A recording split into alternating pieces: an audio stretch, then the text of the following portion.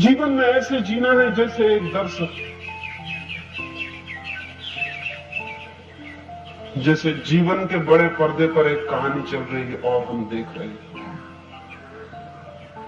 एक दिन भर के लिए प्रयोग करके देखना और जिंदगी दूसरी हो जाएगी।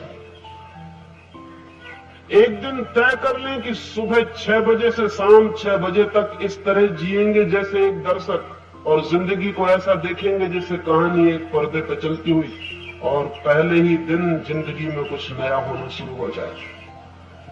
आज ही करके देखें, एक छोटा सा प्रयोग करके देखें कि जिंदगी को ऐसे देखेंगे जैसे बड़े कैनवस पर, एक बड़े पर्दे पर कहानी चलती हो और हम सिर्फ दर्शक होंगे। सिर्फ एक दिन के लिए प्रयोग करके देखें, और उस प्रयोग के बाद आप दोबारा वही आदमी कभी नहीं हो सकेंगे जो आप थे। उस प्रयोग के बाद आप आदमी ही दूसरे हो जाएंगे। साक्षी होने का छोटा सा प्रयोग करके देखें आज घर जाके, और जब पत्नी गाली देने लगे या पति गर्दन दबाने लगे तब इस तरह देखें कि जैसे कोई साक्षी देख रहा है। और जब रास्ते पर चलते हुए लोग दिखाई पड़े, दुकानें चलती हुई दिखाई पड़े, दफ्तर की दुनिया हो, तब ख्याल रखें जैसे किसी नाटक में प्रवेश कर गए और चारों तरफ एक नाटक चल रहा है। एक दिन भर इसका स्मरण रख के देखें और आप कल दूसरे आदमी हो जाएंगे। दिन तो बहुत बड़ा है, 1 घंटे भी कोई आदमी साक्षी होने का प्रयोग करके देखे, उसकी जिंदगी में एक मोड़ आ जाएगा, एक टर्निंग आ जाएगी। वह आदमी फिर वही कभी नहीं हो सकेगा जो 1 घंटे के पहले, क्योंकि उस 1 घंटे में जो उसे दिखाई पड़ेगा वह हैरान कर देने वाला हो जाएगा।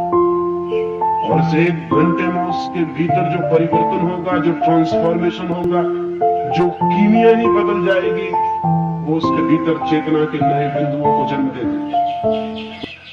1 घंटे के लिए ऐसे देखें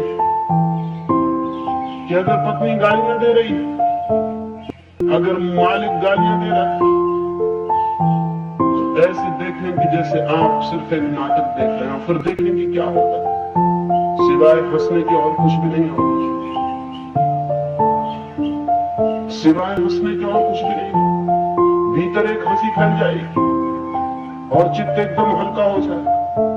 और कल यही गाली बहुत भारी पड़ गई होती, पत्थर की तरह छाती पे पत्थर बन के बैठ गई होती, इस गाली ने भीतर जहर पैदा कर दिया होता, इस गाली ने भीतर प्राणों को मत डाला होता, इस गाली ने भीतर जाके जीवन को एक संकट, एक अशांति पैदा कर दी होती। जिंदगी एक प्रतिक्रिया बन जाती है, एक रिएक्शन बन जाता, जिंदगी एक तूफान और एक आंधी हो जाती। वही गाली आज आई थी, और इधर भीतर अगर साक्षी है तो गाली ऐसे ही बुझ जाएगी जैसे अंगारा पानी में पड़कर बुझ जाए और राख हो जाए, और आप देखते रह जाएंगे। और तब हैरानी होगी कि यही गाली कल पीड़ित करती थी, आज क्या हो गया। यही बात कल बहुत कष्ट देती, और आज क्या हो गया। आज आप बदल गए, दुनिया वही है। दुनिया हमेशा वही है, सिर्फ आदमी बदल जाते हैं, और जब आदमी बदल जाता है तो दुनिया बदल जाती है। दूसरा सूत्र है, पहला सूत्र है जीवन एक सपना, दूसरा सूत्र है उस सपने में एक साक्षी की तरह जीना। साधना के यही 2 सूत्र हैं। जीवन एक सपना है और सपने में एक साक्षी की तरह जीना।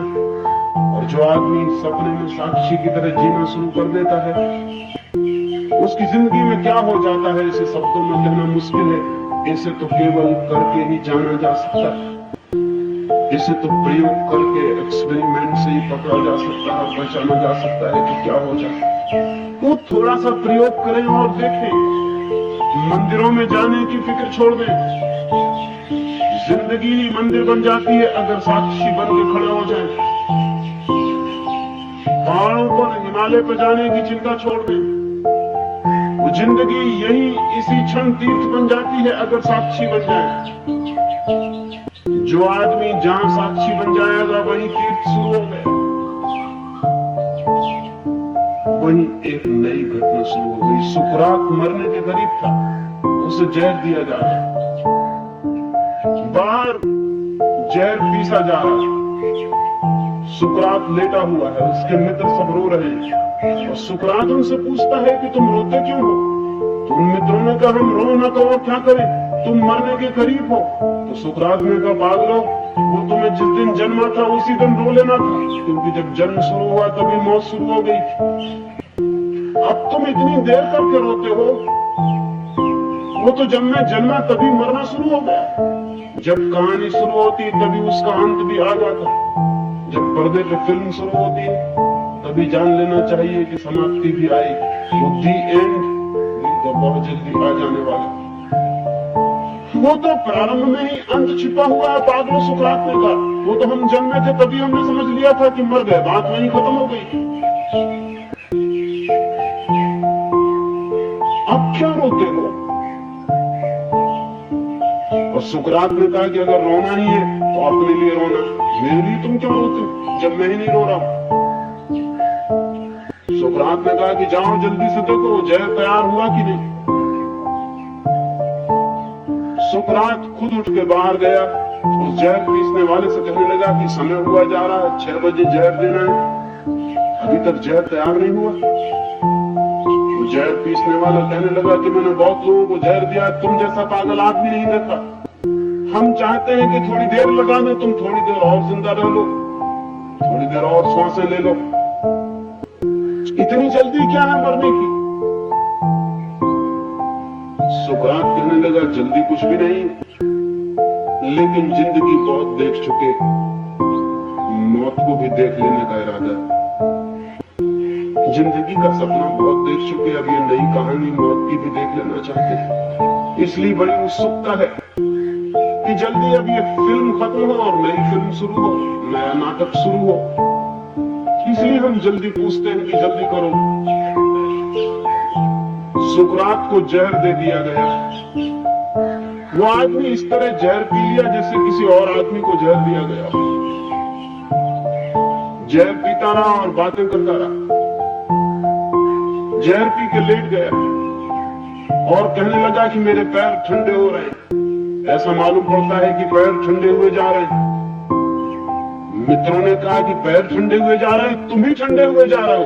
सुकरात ने कहा कि मैं ठंडा कैसे हो सकता हूँ, मैं तो जान रहा हूं कि पैर ठंडे हो गए, मैं तो अब भी वही हूं। फिर उसने कहा कि मेरे घुटनों तक जहर छा गया, अब मेरी कमर तक के हाथ पैर ऐसे हो गए जैसे हो ही ना, मुझे पता नहीं चल रहा है। लोगों ने कहा क्या बातें कर रहे हो, तुम ही ठंडे हुए जा रहे हो। सुकरात ने कहा कि मैं तो पूरी तरह वही का वही हूँ जो जहर देने के पहले था। हाँ, इतना मालूम पड़ रहा है कि हाथ पैर ठंडे हुए जा रहे हैं, हाथ पैर जा रहे हैं। ये हाथ पैर वाली कहानी खत्म हुई जाती है, शायद कोई दूसरी कहानी शुरू होगी। मैं तो वही हूँ, मैं तो अब भी देख रहा हूँ। जिंदगी भर जिसने देखा हो वो मौत को भी देख सकता है, और जो मौत को भी देख सकता है उसकी मौत कैसे हो सकती है? जिसने साक्षी का भाव साध लिया वो अमृत को उपलब्ध हो जाता है। स्वामी राम अमेरिका गए, वो बड़े अजीब आदमी थे। दुनिया पे कुछ थोड़े से अजीब आदमी कभी कभी पैदा हो जाते हैं, इसलिए दुनिया में थोड़ी रौनक। स्वामी राम बहुत ही अजीब आदमी। अगर कोई उनको गाली दे देता तो वो खड़े होकर हंसने लगते और मित्रों को जाके कहते कि आज बाजार में राम को खूब गालियां पड़ी।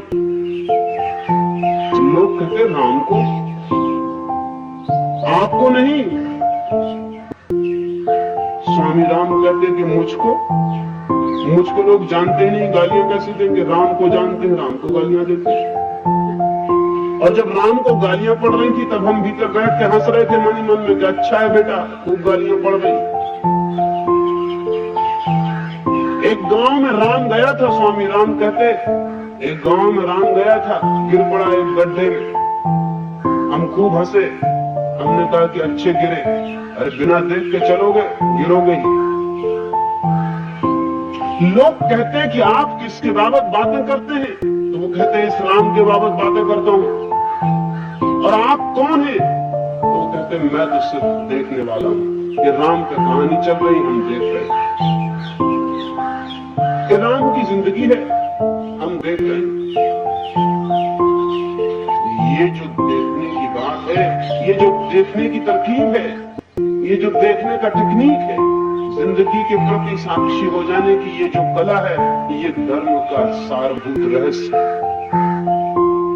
देखें जिंदगी को एक साक्षी हो और तब एक नई जिंदगी की शुरुआत हो जाती है। वो नई शुरुआत सत्य पर ले जाती है, उस सत्य पर जिसका न कभी कोई जन्म हुआ, उस सत्य पर जिसकी न कभी कोई मृत्यु होती है, उस सत्य पर जो कहानी नहीं है, उस सत्य पर जो सपना नहीं है।